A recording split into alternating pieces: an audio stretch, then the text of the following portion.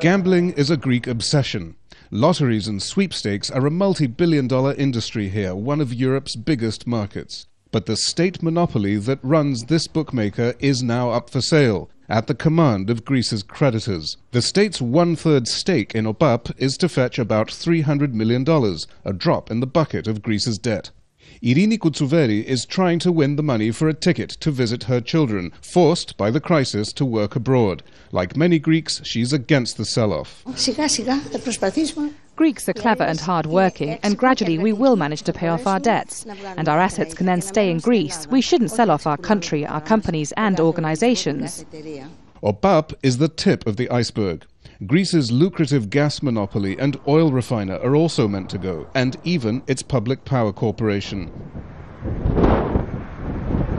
And then there's Hellenikon, Athens' former airport. 6 million square meters of prime real estate in the heart of the city, along with Olympic facilities, and Greece's biggest yachting marina, a privatization that has been snarled up for almost a decade.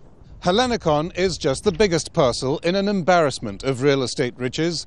The Greek state owns about 100,000 properties, which some estimates value at $400 billion, enough to wipe out the country's entire debt. This year, just 1,000 of those properties were meant to be sold, but even that process refuses to take off. Greece's creditors accuse it of a lack of political will to sell public assets. Its privatization agency has already seen 2 chairmen come and go. Stelios Stavridis is the new man in the hot seat. It's his job to bring in $3 billion this year, but he says that is the lesser of his concerns. For me, the amount of money we will be getting from an asset initially is just a tiny fraction of the wealth that is going to be created through developing this asset, through absorbing tens of thousands of jobs, through bringing a lot of people and wealth from abroad. We Greeks, we don't have any more money. We have to go ahead very quickly. Stavridis knows he faces a formidable headwind of bureaucracy and political opposition, perhaps the biggest challenge to keeping the program on target.